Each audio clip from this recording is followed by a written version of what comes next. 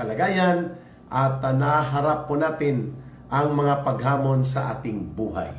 Bago po itong ating headline, mayroon pong inilabas kanina na pagpapahayag.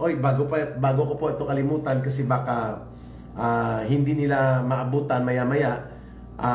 I-greet ko na po nung ako po ay dumaan dito sa isang mall area sa Cebu City, nakasalubong po natin ang mga taga-suporta ng Ka Eric Celis YouTube channel at ng ating mga Facebook Live, no? Unahin ko na po, kanina nakasalubong natin si Engineer Renan at si Doktora Lorna Lupatan. Ayan, Engineer Renan and Dr. Lorna Lupatan, magandang gabi at maraming salamat sa inyong pagsuporta. Ganon din po, binabati natin si Dr.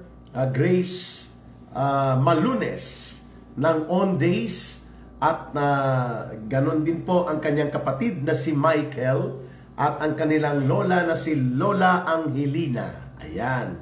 And of course, si Ginoong Moses Abuan. Ayan. Na-memorize din ni Ka Eric. And si Mel, dyan po sa may area ng Ayala Center sa Cebu City. So mga kababayan, start na po tayo. Kanina po si Boying Rimulya ay nagpupumilit, no, na irisolbahin na daw o bigyan na ng desisyon ng ombudsman itong pending na criminal and administrative cases niya na nakasampa dito sa ombudsman. Sapagkat kinumpirma po ngayong araw na ito ng tagapagsalita ng Korte Suprema na si Attorney Camille Teng na hindi ka pwedeng mabigyan ng nomination ng Judicial and Bar Council para maging shortlisted ka na isusumiti ang pangalan mo para sa final na mga listahan ng pagpipilian ng presidente upang ma-appoint sa pagka-ombudsman. Ibig sabihin po, no ombudsman clearance, no nomination. At ang banggit ng Korte Suprema sa pamamagitan ng kanilang tagapagsalita na si Attorney Camille Ting kaninang hapon, yan ay non-negotiable requirement. Ibig sabihin po, mandatory na dapat sino man ang nag-aambisyon o nag-a-apply para ma-nominate at maitakda ng presidente o maitalaga bilang ombudsman ay nararapat na kumuha muna ng ombudsman clearance bago pa man magkaroon ng final submission of the shortlisted nominees to be submitted to the President ng Judicial and Bar Council. So malinaw po ang binabanggit ng Korte Suprema that Boying Rimulya cannot be shortlisted and nominated among the final lists ng isusumite sa pagka-ombudsman kahit na interview na po siya kanina kung hindi po siya makakakuha ng clearance from the ombudsman regarding sa mga kaso or pending na mga kaso na patungkol sa kanyang kinakaharap dyan sa ombudsman. Ngayon, nagmamadali po at nagpupumilit itong si Boying Rimulya na siya ay i-clear na ng ombudsman o resolbahin na ng ombudsman ang patungkol sa kanyang pending na kaso tungkol sa administratibo at kriminal na kaso. May kaugnayan po ito doon sa pagpapadukot ng illegal o yung tinatawag na cross-border kidnapping and abduction of former President Rodrigo Duterte. So, minabadali niya, binabraso niya. Sinasabihan niya ang ombudsman, madaliin niyo nang bigyan ng resolusyon ang kaso na yan.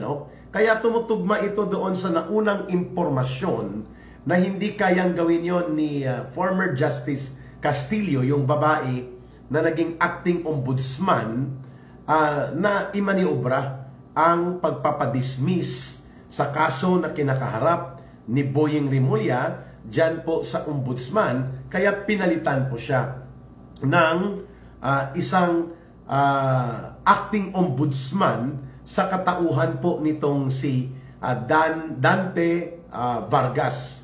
So itong si acting ombudsman Dante Vargas ay itinuturo po na isa sa mga project operators na nakatalaga batay sa game plan nila Marcos Jr. at nila Romualdez na ipasok po at ipilit si Boying Rimulya na ma-appoint ni Marcos bilang ombudsman na mag-serve for 6 years kung sakaling ito ay mailulusot nila. So it appears that the initial information pertaining to the special operations involving kay Boying Rimulya ay mukhang may katotohanan. Kasi kanina, Tuesday ngayon, na-interview po si Boying Rimulya doon sa panel interview na isinagawa ng Judicial and Bar Council. Ngayon, ang kulang pa ni Boying Rimulya, mga kababayan, ay itong sinasabi ng Korte Suprema na inilinaw kanina at inihayag ni Attorney Camille Ting, ang tagapagsalita ng Korte Suprema, na non-negotiable po ang requirement na before ka ma-nominate at ma-include sa final listing ng magiging isa sa pagpipilian ng presidente para ma-appoint sa ombudsman, you should secure itong tinatawag na ombudsman clearance. Hindi po makakakuha si Boying Rimulya ng ombudsman clearance kung walang gagawing hakbang na resolbahin ng ombudsman ang pending na criminal and administrative cases niya na isinampa laban sa kanya dyan po sa ombudsman. Ayan. So sana po mapakinggan ito ni Dante Vargas, ang acting ombudsman, na hindi sana maging totoo na napaunang binigyan na po ng operational fund itong special operations na ang layunin po ay mailagak o mailukluk si Boying Rimulya bilang ombudsman. So may mobilization fund na po sa naturang special project at ito ay nagkakahalaga ayon sa ating informante. How true na madami ng pinaluwas na mga komunista papunta sa Dahig. Opo, hinakot nila yan for September 23 yan. 2021, 22, 23 na mga pagkilos. Puntahan natin yan mamaya, Brother El Monge. No need na pocket wifi, SIM card lang na may load, okay na. Oh, mahina dito eh. Diday Luces. Good evening ka Eric, watching from Japan. Ayo, nakakapanghina. Opo, so bantayan po natin ito. Opo, Sir Christopher. Na-recruit po ako ni Ka Eric, magkasama po kami. Silangging nanonood. Ano? Bakit madilim itong aking live, no? Hindi ko alam bakit ganito siya. I do not know why. Ano pong nangyayari? Bakit parang madilim ang aking live, no? I do not know about this, no? Why?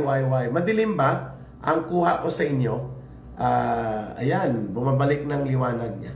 Anyway, bigyan natin ng pansin po itong special operations na ito because the information revealed na may 7 million or baka mahigit pa ang naging mobilization fund para po tustusan itong special operations nila Marcos at Romualdez na mailuklok itong controversial na si DOJ Secretary Boying Rimulya para maging ombudsman. No?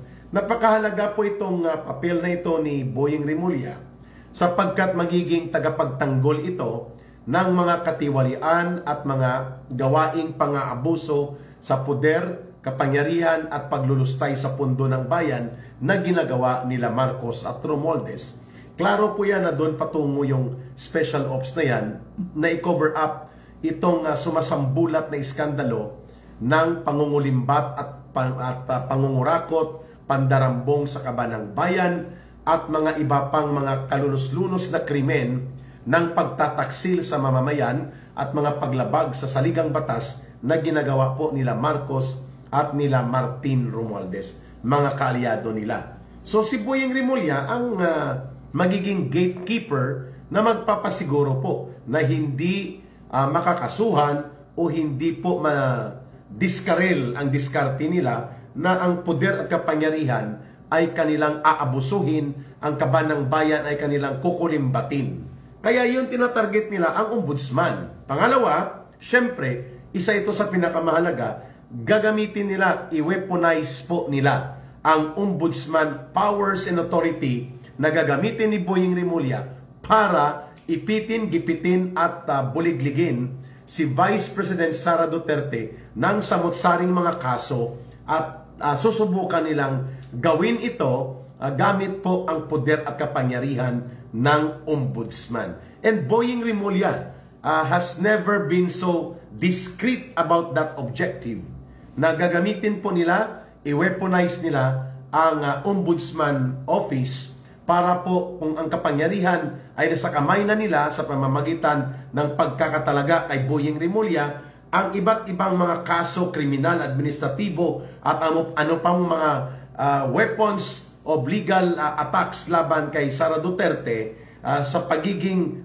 pangalawang pangulo nito at gamit ang opisina ng ombudsman, yun po ang patutunguhan kung bakit kinakailangang magkaroon ng buong kakapalan ng pagmumukha, walang kahihiyan at delikadesa at pinupunduhan para mailunsad nila Marcos at Romualdez at Rimulya ang pagkamkam ng kapangyarihan sa ombudsman.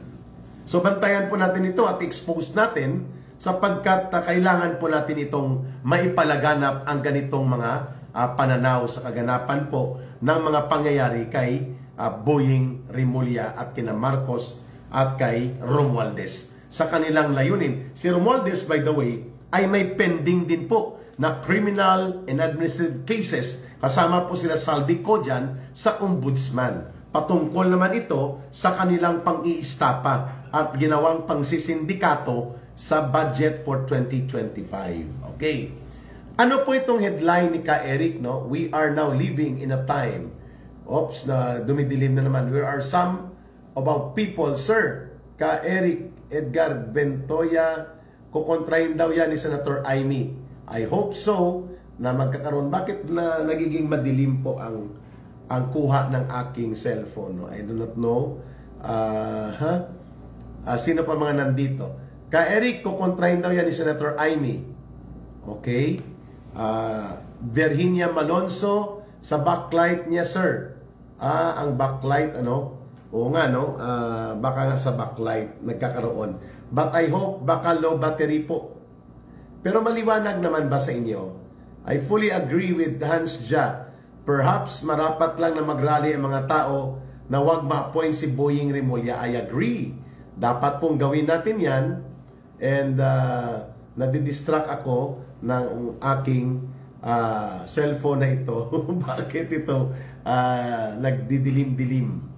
Mabuti at nagsalita si Senator Amy, sabi ni Ma'am Emmy from Vienna, Austria.